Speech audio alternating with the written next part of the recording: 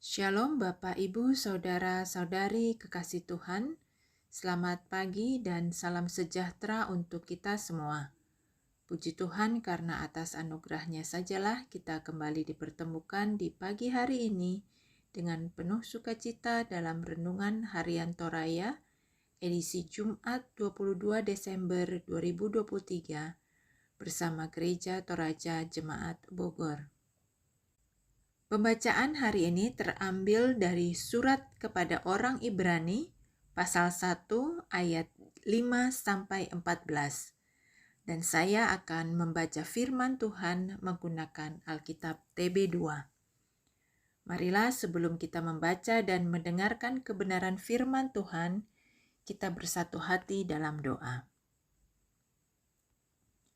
Bapa di sorga, Bapa yang kami panggil di dalam nama Tuhan Yesus Kristus, Bapa yang sungguh baik, kami bersyukur untuk hari yang baru ini, hari anugerah Tuhan.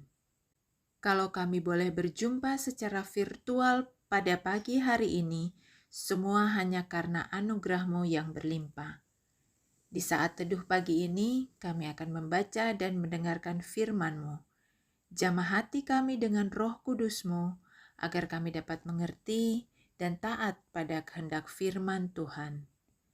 Kami berdoa buat saudara kami dimanapun mereka berada, biarlah mereka dapat melakukan seperti yang kami lakukan pagi ini, membaca firman Tuhan, karena firman-Mu adalah sumber pengetahuan untuk kehidupan kami.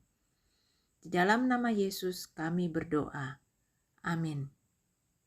Ibrani pasal yang pertama ayat 5-14. Lembaga Alkitab Indonesia memberi judul Anak Allah lebih tinggi daripada malaikat-malaikat. Sebab kepada siapakah di antara malaikat-malaikat itu pernah ia katakan, "Engkaulah anakku, hari ini aku telah menjadi bapamu, dan aku akan menjadi bapanya, dan ia akan menjadi anakku." Lagi pula, ketika ia membawa anaknya yang sulung ke dunia, ia berkata, "Semua malaikat Allah harus menyembah Dia." Tentang malaikat-malaikat ia berkata, "Yang membuat malaikat-malaikatnya menjadi badai dan pelayan-pelayannya menjadi nyala api." Tetapi tentang anak ia berkata, "Tahtamu, ya Allah, tetap untuk seterusnya dan selamanya, dan tongkat kerajaan-Mu adalah tongkat kebenaran. Engkau mencintai keadilan dan membenci kefasikan. Sebab itu Allahmu telah mengurapi engkau dengan minyak sukacita, melebihi teman-teman sekutumu. Dan pada mulanya ya Tuhan, Engkau telah meletakkan dasar bumi, dan langit adalah buatan tangan-Mu. Semuanya itu akan binasa, tetapi Engkau tetap ada, dan semuanya itu akan menjadi usang seperti pakaian. Seperti jubah Engkau akan menggulung mereka, dan seperti pakaian mereka akan diganti. Tetapi Engkau tetap sama, dan tahun-tahunmu tidak berkesudahan. Kepada siapakah di antara malaikat itu pernah ia berkata, "Duduklah di sebelah kananku, sampai kubuat musuh-musuhmu menjadi tumpuan kakimu"? Bukankah mereka semua adalah roh-roh yang melayani, yang diutus untuk melayani mereka yang akan mewarisi keselamatan? Amin. Demikian firman Tuhan. Tema kita hari ini, tahtanya kekal. Ia tu isunganna tontong saya lakona. Tidak ada tahta dan kekuasaan yang abadi, kecuali tahta Allah yang berlangsung sepanjang masa. Semua harus tunduk dan menyembahnya, termasuk para malaikat. Tongkat kerajaannya adalah tongkat kebenaran dan keadilan yang membenci kefasikan. Dari atas tahta itu, Dia memerintah dan menghakimi dunia menurut kebenaran dan keadilannya sendiri. Keputusannya mutlak dan tidak bisa dimanipulasi oleh kekuatan apapun yang dimiliki manusia.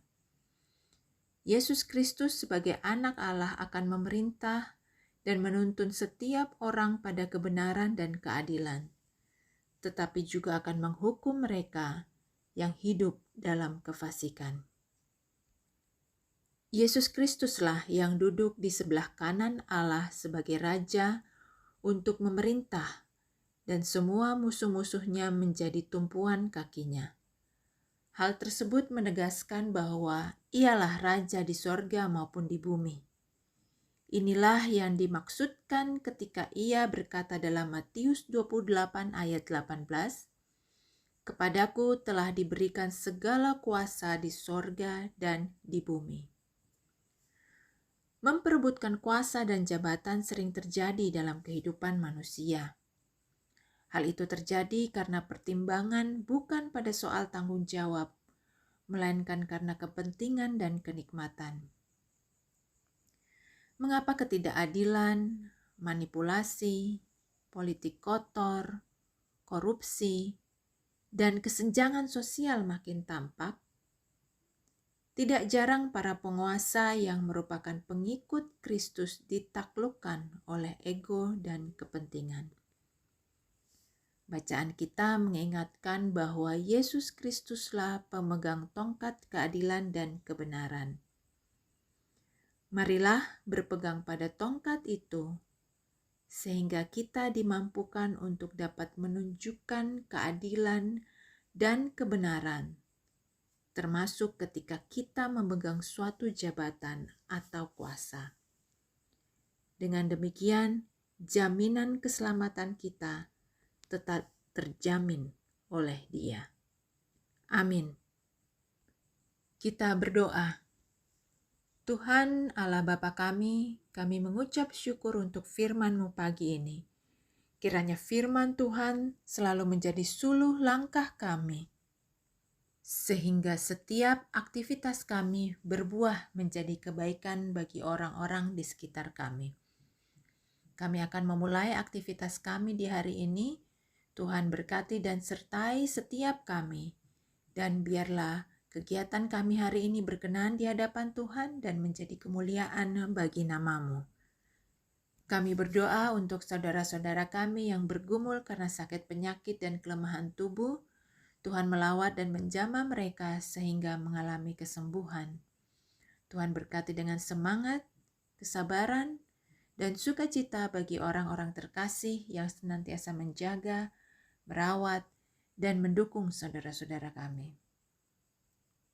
Saudara-saudara kami yang bersukacita, Tuhan berkati dan genapi sukacitanya dengan senantiasa bersyukur. Tuhan berkati pula saudara-saudara kami yang berulang tahun hari ini, agar senantiasa bersyukur atas pertambahan tahun anugerah Tuhan. Kami teringat juga kepada orang-orang tua kami yang berusia lanjut. Tuhan kuatkan dan hiburkan, dan kiranya kehidupan mereka terus membawa teladan, berkat, dan damai sejahtera.